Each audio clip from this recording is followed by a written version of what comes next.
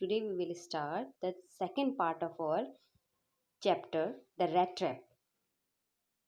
As in previous lecture, यानी हमने पहले वाले पार्ट में समझा था कि किस तरीके से वो रैट ट्रैप यानी चूहादानी बेचने वाला वो 30 क्रोनर को चुराने के बाद जंगल की तरफ चला जाता है और जंगल में भटकते भटकते वो बहुत ज़्यादा थक जाता है और रास्ता भूल जाता है। तो अब वहाँ से आगे हम अपनी कहानी को स्टार्ट करते हैं। Ramsjo iron works which are now close down. Ramsjo iron work एक फैक्ट्री का नाम है जहाँ पहले आयरन का काम हुआ करता था। Which are now close down, जो अब बंद हो चुका है। Were not so long ago a large plant, कुछ समय पहले की बात है। अ लार्ज प्लांट, वो बहुत बड़ा एक प्लांट हुआ करता था, यानी बहुत बड़ी फैक्ट्री हुआ करता था जिसमें बहुत ज़्यादा कंस्ट्रक्शन का काम चलता था। With smelter, rolling mill and forge, जिसमें smelter, rolling mills and forge ये सभी चीज़ें थी। बच्चों ये सभी चीज़ें जो हैं लोहे की फैक्ट्री में हुआ करती हैं। जैसे स्मेल्टर जिसमें लोहा पिघलाया जाता है, रोलिंग मिल जहाँ लोहे की सरियाएँ बनाई जाती है, फॉर्ज, फॉर्ज होता है एक ऐसा कमरा जहाँ पर लोहे को गलाया जाता है। मैं आपको एक बार इसकी पिक्चर दिखा के आपको समझाती हूँ। ये देखिए बच्चों, ये है फॉर्ज, यानी एक ऐसा कमरा जहाँ पर लोहे को पिघलाया जा रहा है। फर्नेस, यहाँ पर एक भट्टी है, यहाँ पर लोहे को पीटा जा रहा है, यानी गर्म लोहे को किस तरीके से पीट के आकार दिया जाता है। और जिस चीज़ पर इस लोहे को पीटा जा रहा है, ये देखिए, ये भी अभी आपको इस लेक्चर के अंतर्गत समझ में आएगा। एनविल कहा जाता है इसको। ठीक है, तो अब आपको समझ में आ गया होगा रोलिंग मिल और फॉर्ज ये क्या चीज़ें होती हैं। फॉर्ज वो छोटा सा कमरा जहाँ पर लोहे को पिघलाया जाता है। In the summer time long lines of heavily loaded barges and scows sailed down and the canal. अब देखो यहाँ पर बच्चों वो बता रहा है कि समर टाइम, जब गर्मियों का टाइम हुआ करता था, तो हैवीली लोडेड, बहुत ज़्यादा मात्रा में लोड किए हुए बार्जेज, बार्जेज होती है एक ऐसी नावें जिसमें बहुत ज़्यादा हैवी सामान को ले जाया जाता है। स्काउस हुई छोटी नावें, जैसे बड़ी नावों से अगर छोटी नाव पे सामान को ले जाना। अब बार्जेज क्या होता है और स्काउस क्या होता है, इन दोनों में थोड़ा डिफरेंस मैं आपको दिखा देती हूँ। ये देखो बच्चों, ये होते हैं बार्जेस, यानी इस पे बहुत ज़्यादा हैवी सामान को लोड करके ले जाया जाता है। एक तरीके की नाव, बट सामान ले जाने के काम आती है, इसको हम बार्ज कहते हैं। और स्काउस हुए जो बोट्स होती हैं छोटी छोटी, जो शिप से बोट्स में सामान लाया जाता है, छोटी नाव जिसको हम कह सकते हैं। स्लाइड डाउन द कैनाल, जो नहरें निकली हुई होती थी उनसे, उनके थ्रू वो सामान को ले जाती थी। Which led to a large inland lake, और कहाँ से निकलती थी और कहाँ जाती थी, इनलैंड लेक, यानी जो झीलें होती थी, लेक होती झील, इनलैंड ऐसी झील जो चारों तरफ से ज़मीन से घिरी हुई हो, तो वहाँ से वो सामान लाती थी और ले जाती थी। And in the winter time, ये तो गर्मियों की बात थी, अब विंटर सीजन में the roads near the mill, उस मिल के नज़दीक की जो रोड्स हुआ करती थी, जो सड़कें होती थी, were black from all the coal dust, कोयले की धूल से काली हो जाती थी। Which sifted down from the big charcoal crates, जिनको जब कोयले को बिग, यानी जो बड़े चारकोल के बड़े बड़े डब्बे होते थे उनमें से दूसरे डब्बों में शिफ्ट किया जाता था, तो उनकी धूल जो थी वो रोड को काली कर देती थी। ठीक है, अब during one of the long dark evening just before Christmas, अब क्रिसमस से एक दिन पहले की बात है, जब बहुत ज़्यादा अंधेरा था, द मास्टर स्मिथ जो लोहार, वहाँ पर जो मास्टर बनाया गया था वो लोहार, एंड हिज हेल्पर, यानी दो लोग हैं, एक मास्टर है और एक उसका हेल्पर है, set in the dark forge, वो एक अंधेरे फॉर्ज में, यानी उस कमरे में जहाँ लोहे को गलाया जा रहा है, नियर द फर्नेस, भट्टी के ही नज़दीक, waiting for the pig iron, वो क्या कर रहे हैं, लोहे को गर्म होने का वेट कर रहे हैं। Which had been put in the fire, जिसको आग में रखा गया है, टू बी रेडी करने के लिए, to put on the anvil, ताकि उसको एनविल पे रखा जा सके। बच्चा मैंने आपको एनविल दिखाया था जिसपे लोहे को पीटा जाता है। Every now and then one of them got up, कुछ कुछ मिनटों में वो दोनों वन बाई वन खड़े होते हैं, टू स्टर, यानी हिलाना, द ग्लोइंग मास, जो आग धधक रही है उसको हिलाने के लिए, with a long iron bar, एक लंबी लोहे की छड़ से, returning in a few minutes, और कुछ मिनटों बाद वापस आके बैठ जाते हैं। ड्रिपिंग विथ परसिपायरेशन, यानी इसका मतलब होता है ड्रिप, बूंदे, टपकना, तो पसीने की बूंदें उनसे टपक रही थी। क्यों? दो एज वॉज द कस्टम, क्योंकि काम ही उनका कुछ ऐसा था। He wore nothing but a long shirt, उन्होंने एक लंबी सी शर्ट पहन रखी थी, a pair of wooden shoes, लकड़ी के बने हुए जूते पहन रखे थे। All the time there were many sounds to be heard in the forge, उस फॉर्ज के अंतर्गत डिफरेंट प्रकार की साउंड्स यानी आवाज़ें आ रही थी। अब देखो क्या क्या आवाज़ें हैं, ये राइटर यहाँ पर हमको बताएगा। द बिग बेलोज गॉर्न, ग्रोन का मतलब होता है कराहना। जो बड़े बड़े कोयले जब जल रहे थे उनके कराहने की आवाज़ आ रही थी। बर्निंग कोल क्रैक, जले हुए कोयले क्रैक हो रहे थे, टूट रहे थे, उनके टूटने चटकने की आवाज़ आ रही थी। फायर बॉय सॉल्व्ड चारकोल, जो फायर बॉय था, सॉल्वेल्ड होता है बच्चों एक एक तरीके का औजार जिससे कि कोयले उठा के भट्टी में डाले जाते हैं। तो आपको मैं शो करती हूँ, ये देखिए बच्चों, इसको कहा जाता है शॉवेल। तो इसके थ्रू उस कोयले को भट्टी में डाला जा रहा था। इनटू द मो होता है मुंह, माउथ ऑफ द फर्नेस, उस भट्टी के मुंह में, with a great deal of clatter, और उसमें भी बड़ी क्लैटरिंग की आवाज़ आ रही थी। आउटसाइड रोड, और बाहर की आवाज़ें आ रही थी। रोड द वाटरफॉल, पानी का जो फव्वारा था, पानी के जो झरने थे उनके दहाड़ने की आवाज़ आ रही थी। And a sharp north wind, एक बहुत तीखी सी north wind, whipped the rain against the brick tiled roof, ईंट की टाइल से बनी हुई छतों से टकरा रही थी, और पानी की बूंदें यानी रेन की जो बूंदें हैं जो टकरा रही थी उनकी आवाज़ आ रही थी। It was probably on account of all this noise, इन सारी नॉइस की वजह से, that the blacksmith did not notice, तो ब्लैक स्मिथ जो वहाँ पर बैठा हुआ था वो नोटिस नहीं कर पाया, that the man had opened the gate and entered the forge, कि उस आदमी ने, उसे रैट ट्रैप बेचने वाले ने गेट खोला और उस फॉर्ज के अंदर एंटर कर गया। Until he stood close up to the furnace, और तब तक वो उसको पता नहीं चल पाया जब तक कि वो उस भट्टी के बहुत ही क्लोज खड़ा नहीं हो गया। Surely it was nothing unusual for the poor vagabonds without any better shelter for the night to be attracted to the forge.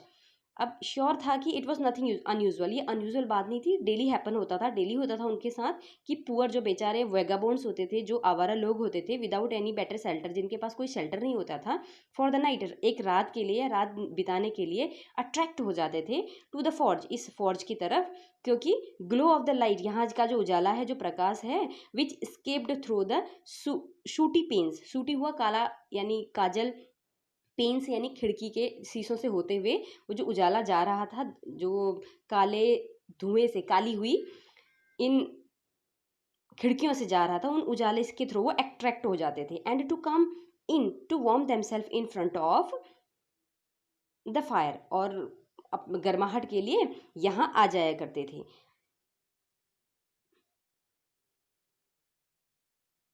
The blacksmith glanced only casually and indifferently at the intruder, तो blacksmith था, उसके लिए रोज़ का काम था, आते रहते थे ऐसे लोग, तो ग्लैंस्ड ओनली कैजुअली, एक नज़र डाली उसने, एंड इनडिफरेंटली, वो भी बिल्कुल इनडिफरेंट यानी अरुचिकर नज़र डाली, जिसमें कोई इंटरेस्ट ही नहीं था। एट द इंट्रूडर, इंट्रूडर उसको घुसपैठिया कहा है, क्योंकि वो बिना किसी की इजाज़त के अंदर आया है, तो उसको इंट्रूडर नाम दिया। इंट्रूडर होता है घुसपैठिया। He looked the way people of his type usually did, तो वो इस तरीके के लोगों को लगभग ऐसे ही देखा करता था, विद अ लॉन्ग बियर्ड, और इसी तरीके से वो लोग दिखते थे। लॉन्ग बियर्ड होती थी उनकी, लंबी दाढ़ी होती थी, डर्टी रैग्ड, गंदे और फटे हुए कपड़े, with a bunch of red traps, और इसके पास तो बंच यानी गुच्छा ही था रेड ट्रैप्स का, यानी चूहेदानियों का, dangling on his chest.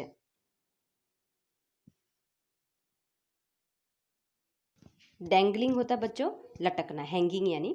He asked permission to stay, उसने परमिशन ली, and the master blacksmith nodded, nodded mean सर को हिला देना, उसने येस में सर को हिला दिया। A haughty consent without honouring him with a single word, यानी एक शब्द भी वो नहीं बोला, उससे बिल्कुल उसने वर्ड्स में बात नहीं की, और एक हॉटी, हॉटी कहेंगे बच्चों कि खाली इशारा कर देना, खाली, ठीक है। The tramp did not say anything, और उस ट्रैम्प ने, ट्रैम्प भी वही वेगाबोंड घुसपैठिया या कहो पैदल आवारा इधर उधर घूमने वाला person, did not say anything, उसने भी कुछ नहीं कहा।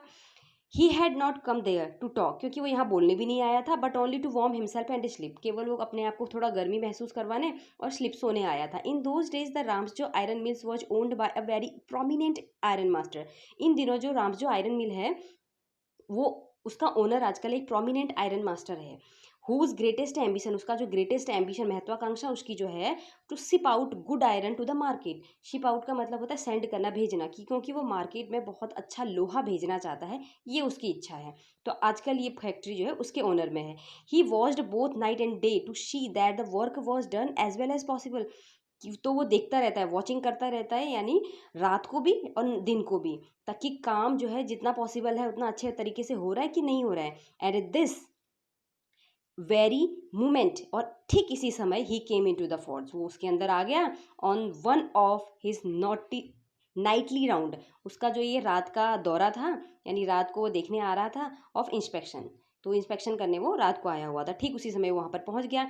Naturally the first thing he saw was a tall ragamuffin, तो प्राकृतिक तौर से जैसा कि उसको दिखाई दे रहा, सबसे पहले उसकी नज़र उस टॉल मैन पे गई। टॉल मैन कौन था? वही जो रेड ट्रैप बेचने वाला था, रेगा मफिन कहा गया इसको, यानी जो फटे पुराने कपड़े पहने हुए था। Who had eased his way to close to the furnace, जो अपने आप को ईज यानी आराम पहुंचाने के लिए उस फर्नेस, उस भट्टी के बहुत ही क्लोज नियर बैठा हुआ था। दैट स्टीम होती है भाप, रोज फ्रॉम हिज वेट रैक्स, उसके फटे पुराने गीले कपड़ों से भाप निकल रही थी। The iron master did not follow the example of the black Smith, तो आयरन मास्टर जो अभी जो मालिक आया है, उसने ब्लैक स्मिथ का जैसा व्यवहार उसके साथ नहीं किया। ब्लैक स्मिथ ने क्या किया था? उसको बिल्कुल ध्यान नहीं दिया, उसकी तरफ देखा भी नहीं, कुछ बोला भी नहीं, सर हिला दिया बस। लेकिन आयरन मास्टर ने ऐसा नहीं किया। Who had hardly design to look at the stranger, और जो ब्लैक स्मिथ हुआ करता है जो पहले था, वो तो बहुत मुश्किल से ही किसी स्ट्रेंजर को देखता था, लेकिन ये जो आयरन मास्टर था, ये उसने बड़े ध्यान से उसको देखा। He walked close to him, बहुत नज़दीक उसके गया, looked him over very carefully, और बहुत ध्यान से देखा। Then tore off his slouch hat to get a better view of his face, उसके फेस का अच्छा व्यू और अच्छे से उसको देखने के लिए उसने अपने सर की जो तिरछी टोपी थी उसको नीचे उतार दिया। But of course it is you Niles Olaf, he said how do you look, तो उसने उसको नाइल्स ओलोफ कहा, और उसने क्या पूछा? हाउ यू डू लुक, किस तरीके के तुम दिखाई दे रहे हो। The man with the rat trap had never before seen the iron master at Ramsjo, और उस आयरन मैन ने, यानी उस रेड ट्रैप वाले ने कभी उसको, इस आयरन मास्टर को यहाँ देखा नहीं था। And he did not even know what his name was, और यहाँ तक कि वो तो नाम भी नहीं जानता था इस आयरन मास्टर का। But it occurred to him that if the fine gentleman thought, लेकिन उसके दिमाग में ये आइडिया आया उस रेड ट्रैप वाले के, कि यदि द फाइन जेंटलमैन, ये जो जेंटलमैन है, थॉट, ये सोच रहा है या ये सोचता है, he was an old acquaintance, कि मैं एक कोई पुराना, एक्वेंटेंस मीन्स जान पहचान वाला हूँ, अगर वो मुझे किसी पुराने जान पहचाने व्यक्ति से कंपेयर कर रहा है, he might perhaps throw him a couple of kroner, तो हो सकता है एक दो क्रोनर वो मुझको दे दे, यानी इस पहचान की वजह से। Therefore he did not want to undeceive him all at once, इसीलिए वो नहीं चाहता था अनडिसीव, डिसीव मीन्स धोखा देना, अनडिसीव मीन्स धोखा नहीं देना, ठीक है। तो वो यानी उसको एक्चुअलिटी, जो भी एक्चुअल हो रहा है वो नहीं बता रहा था, ताकि उसको कुछ क्रोनर्स मिल जाएं all at once. Yes God knows things have gone downhill with me, he said, बस उस रेड ट्रैप वाले ने क्या बोला? भगवान जानता है कि मेरे साथ कितना बुरा हुआ है। You should not have resigned from the regiment, said the iron master, तो आयरन मास्टर ने क्या कहा कि तुमको रेजिमेंट से रिजाइन नहीं देना चाहिए था, इस्तीफा नहीं देना चाहिए था। दैट वॉज द मिस्टेक, यही तुम्हारी गलती थी। If only I had still been in service at that time, अगर उस समय मैं वहाँ पर सर्विस में होता, इट नेवर वुड हैपन, तो ऐसा कभी नहीं होता। Well now of course you will come home with me, अब जो है तुम मेरे साथ मेरे घर चलो। तो क्योंकि वो जो आयरन मास्टर है उस रेड ट्रैप वाले को अंधेरे की वजह से अपना एक पुराना मित्र समझ रहा है, जो कि उसके साथ कभी रेजिमेंट में काम करता था, तो वो अब उसको अपने घर ले जा रहा है। To go along up to the manor house and be received by the owner like an old regimental comrade, that however did not please the tramp, ये तो बिल्कुल क्लियर बात है कि उसके साथ जाना, गो अलोंग मैनर हाउस, यानी उस जमींदार के हाउस में, बड़े घर में जाना और रिसीव करना उस ऑनर के, उस मालिक के द्वारा दिए गए अपने साथी के जैसे व्यवहार को रिसीव करना, शायद उस रेड ट्रैप वाले को अच्छा नहीं लग रहा था, ठीक है। तो यहाँ तक। अब अगले पैराग्राफ को, it looks as though Captain von Stahle prefer to stay with you tonight, said the storm, he said to the master blacksmith and turn on his heel. अब जो मास्टर था, जो मेन हेड था, जो उसको request कर रहा था अपने घर जाने के लिए, तो वो वहाँ पर बैठे हुए आयरन स्मिथ से, उस लोहार से कह रहा है कि ऐसा लगता है कि जो ये कैप्टन वॉन स्टेहल हैं, क्योंकि उसने अपने दोस्त जिसको वो समझ रहा है उसका नाम कैप्टन वॉन स्टेहल है। तो कह रहा है कि ये जो मेरे दोस्त हैं ये प्रिफर करते हैं to stay with you tonight, आज रात तुम्हारे ही साथ रहना पसंद कर रहे हैं, इसीलिए यही मैं छोड़ के इनको जा रहा हूँ। And it turn on his heel, और वो वापस चला गया। But he laughed to himself as he went away, लेकिन वो जैसे ही जा रहा था तो अपने आप में मुस्कुरा रहा था। And the black Smith who news him, और जो ब्लैक स्मिथ जो है, जो लोहार वहाँ पर था, वो जानता था, understood very well that he had not said his last word, कि उसने अभी तो अपने अंतिम वर्ड कुछ कहे ही नहीं, तो इसका मतलब कुछ और होगा।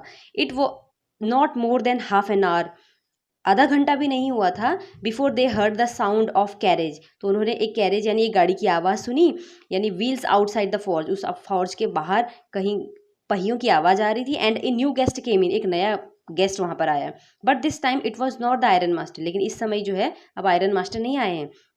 ही हैड सेंड हिज डॉटर, उन्होंने अपनी बेटी भेजी है, apparently hoping that she would have better power to persuasion than he himself, क्योंकि उनको लगता है कि उनकी बेटी जो है उसके पास परसुए करने की, परसुए करना दूसरे को मनाना, कि उसके पास, उसकी बेटी के पास मुझसे ज़्यादा अच्छी पावर है किसी दूसरे आदमी को मनाने की, तो इसलिए उन्होंने अपनी बेटी भेजी है। सी एंटर्ड, वो प्रवेश करती है, followed by A velvet, velvet होता है एक मेड कहो, एक नौकर कहो, सर्वेंट, तो एक वेलवेट के साथ आती है, वेलेट के साथ आती है, एक सर्वेंट के साथ आती है। Carrying on his arm a big fur coat, और उस सर्वेंट के हाथ में एक बड़ा सा फर का बना हुआ कोट है। She was not at all pretty, वो लड़की जो है बहुत ज़्यादा सुंदर तो है नहीं, बट सीम्ड मॉडेस्ट, बहुत ज़्यादा विनम्र लग रही है, क्वाइट साई, बहुत ज़्यादा शर्मीली लग रही है।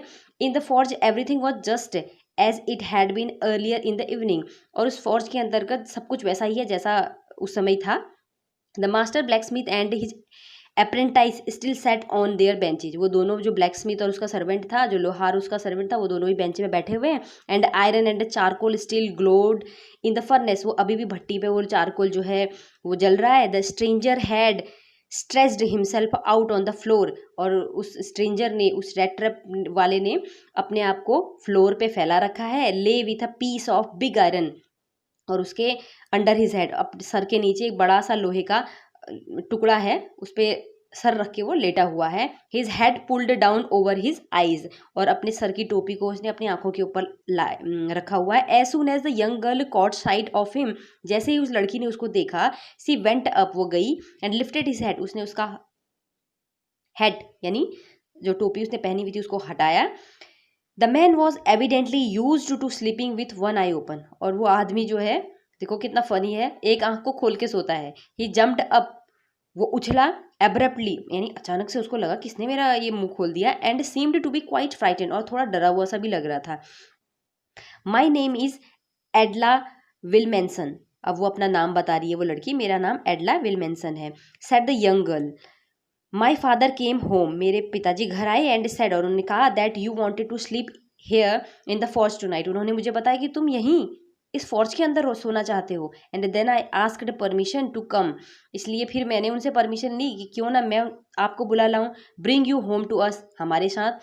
आई come so sorry, I am so sorry, मैं बहुत ज़्यादा दुखी हूँ, यानी मुझे बहुत ज़्यादा खेद है captain, that you are having such a hard time, कि तुम इतना मुश्किल समय जो है व्यतीत कर रहे हो। अब उसको कैप्टन कह रही है, देखो, क्योंकि उसका जो फ्रेंड है वो एक कैप्टन है। सी लुक्ड एट हिम कंपेशनेटली, अब कंपेशन होती है दया, तो दयापूर्ण भाव से वो उसको देख रही है, विथ हर हैवी आइज, यानी आंखों में दया है। And then she noticed that the man was afraid, तब उसने नोटिस किया कि वो जो आदमी है वो बहुत ज़्यादा डरा हुआ है। Either he was stolen something और else he has escaped from the jail, ऐसा लग रहा है या तो उसने कुछ चुराया है और या तो वो जेल से भागा हुआ है। सी थॉट, ऐसा वो सोच रही है। एंड एडेड क्विकली, और फिर बोलती है, यू मे श्योर कैप्टन, क्या तुमको ये श्योर है that you will be allowed to leave us just as freely as you came, अगर तुम चाहो तो जितनी आसानी से, यानी तुम्हारी मर्जी, जब भी तुम चाहो तब भी तुम जा सकते हो, ठीक है। अब मैं तुमसे बोल रही हूँ कि जब तुम चाहो तब जा सकते हो, only please stay with us over Christmas Eve, लेकिन प्लीज़ हमारे साथ क्रिसमस की इस ईव को यानी क्रिसमस ईव पे हमारे साथ रुक जाओ। क्रिसमस ईव होता है मतलब बच्चों दूसरे दिन क्रिसमस होता है और उससे पहले वाला दिन, ठीक है। तो यानी उस क्रिसमस ईव मतलब होता है इवनिंग यानी शाम, क्रिसमस के पहले आने वाली शाम यानी दूसरे दिन क्रिसमस है उसके पहले की शाम को क्रिसमस ईव का है। She said this in such a friendly manner, और ऐसा उसने इतने फ्रेंडली मैनर में कहा that the rat trap peddler must have felt confidence in her, कि वो जो पैडलर था, जो रेड ट्रैप बेचने वाला था, उसको क्या हुआ, बहुत ज़्यादा विश्वास उस पर हो गया। It would never have occur to me that you would bother with me yourself miss, he said I will come at once. तो वो जो रेड ट्रैप बेचने वाला है वो उस लड़की से कह रहा है, वो रेड ट्रैप वाला कह रहा है कि मैंने कभी ऐसा नहीं सोचा या मेरे साथ कभी ऐसा नहीं हुआ कि तुम मेरे बारे में ऐसा सोचती हो, यानी मेरे लिए ऐसा परेशान हो रही हो, बोदर यानी मेरे लिए कष्ट उठा रही हो। He said I will come at once, मैं भी आऊँगा, मैं तुम्हारे साथ श्योरली आऊँगा। तो आज हम यहीं तक करते हैं, अगली जो कहानी है हम थर्ड पार्ट में कवर करेंगे। Thanks for listening to me, keep watching this channel, और अगर आपको पसंद आ रहा है तो प्लीज़ लाइक सब्सक्राइब इट। Thanks for